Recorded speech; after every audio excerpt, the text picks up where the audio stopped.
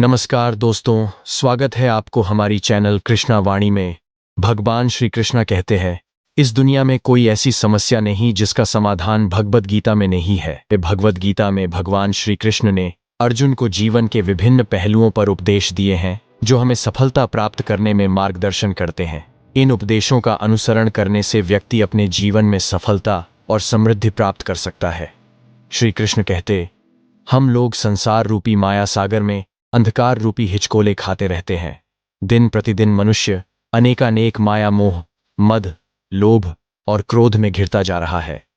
मेरा उद्देश्य व्यक्ति के जीवन के सार को समझाना है। काम, क्रोध, मद, लोभ, ये सब जीवन विनाश का कारण बनते हैं। यहां जो कुछ भी है वो तुम्हारा नहीं है। तुम क्यों रोते हो? यही जीवन है। जीवन के सत्य को जितनी जल्दी समझ लो अच्छा है।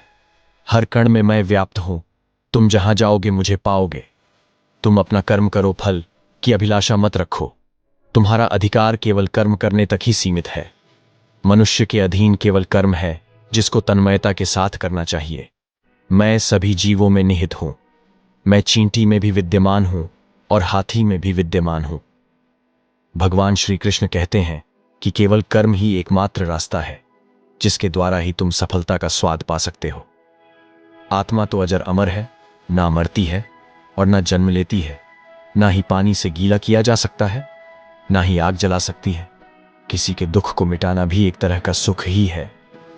भगवद गीता के अनुसार जब इंसान की जरूरत खत्म हो जाती है तब इंसान के बात करने के तरीके भी बदल जाते हैं। कर्म ही व्यक्ति का फलदायी है।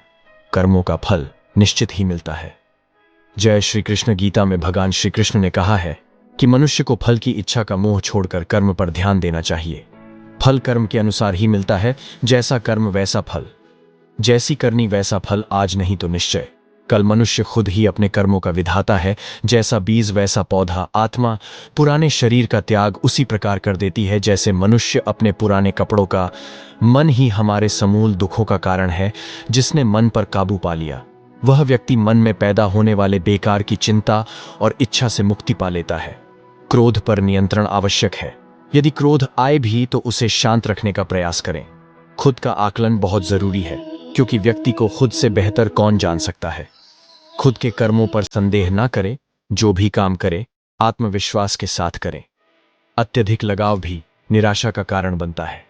मनुष्य को सदैव अभ्यास करने रहना चाहिए क्योंकि अभ्यास करने से जीवन आसान हो जाता है। जीवन और मरण निश्चित है, इससे कोई नहीं बच पाया है। इसलिए मोह माया का त्याग कर अपना कर्म करो। गंभीर तपस्या और ज्ञान मार्ग से बेहतर ध्यान का मार्ग ही श्रेष्ठ है। मैं हर जगह मौजूद हूं। पृथ्वी, जल, अग्नि, आकाश और पाताल।